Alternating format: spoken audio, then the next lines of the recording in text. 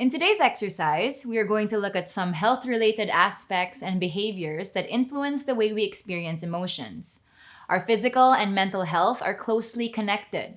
When we are emotional, there are centers in our brain getting activated and hormones being secreted that put physical stress on our bodies. Changing certain habits and improving the lifestyle strengthens the physical health, which in turn makes us more resilient to the stress of overwhelming emotions. In DBT, this is referred to as reducing the physical vulnerability to overwhelming emotions. Maybe you've noticed that when you're sleep deprived, you're cranky, or when you eat more fast food, your energy crashes more often. We will help you make a plan that will guide you into becoming less physically vulnerable to overwhelming emotions. Emotions and physical vulnerability. We will present to you several health-related aspects. While you're watching the video, pause after each aspect and think about the following 2 questions that you'll answer in the worksheet. First, what are my current habits and how do they affect the way I feel? And second, what can I do to improve my current habits? Number 1, food and diet. The food we eat affects the way we feel.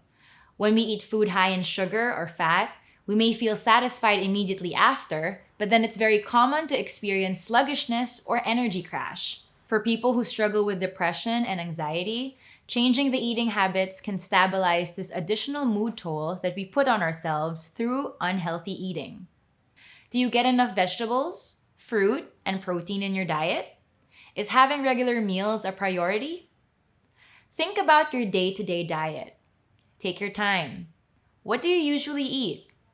Do you eat enough, too much, or too little? How does this affect your mood and emotions? If you can't answer right away these questions about your diet, it can be helpful to keep a food diary for a week or 2. What can you do to improve your diet and therefore decrease your physical vulnerability to overwhelming emotions? Pause the video and write these answers in the worksheet.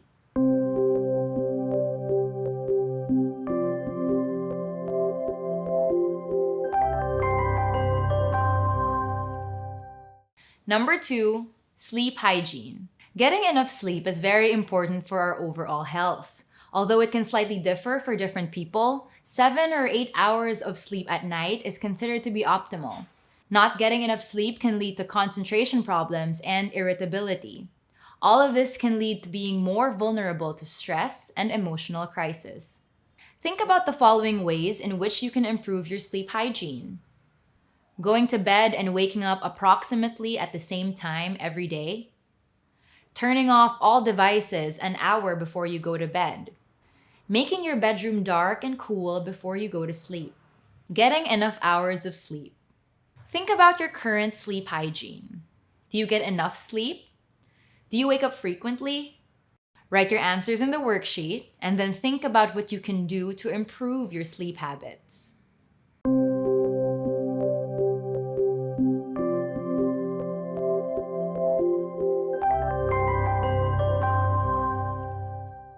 Number 3, working out.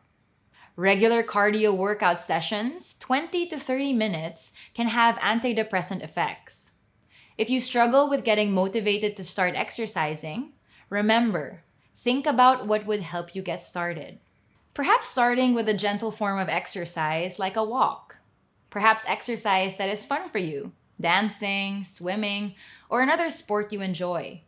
Think about your current physical exercise habits. Do you work out? How often do you do it? What is the best plan for you? Now pause the video and do this section of the worksheet.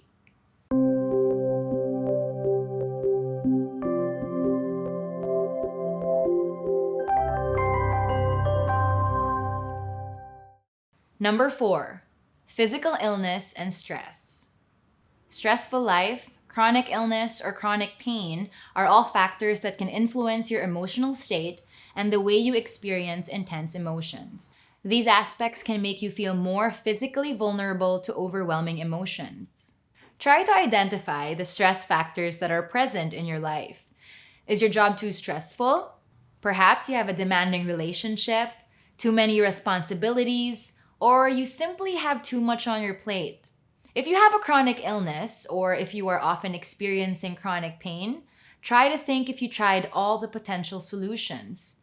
Remember to practice loving kindness towards yourself. Now pause the video and do the worksheet.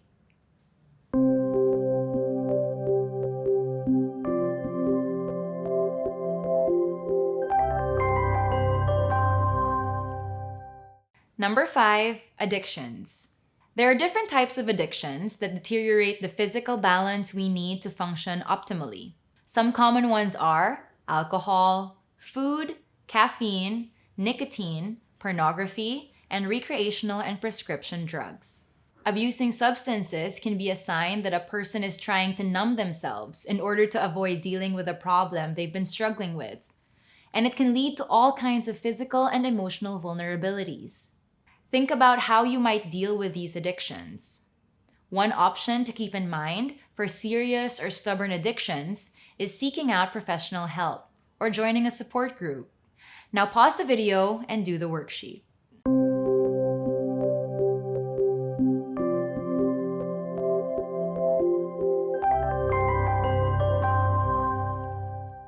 Well done! How did this exercise help you? Do you have a clearer picture on your current health-related habits? Think about what you can do and commit to doing it. See you in the next video.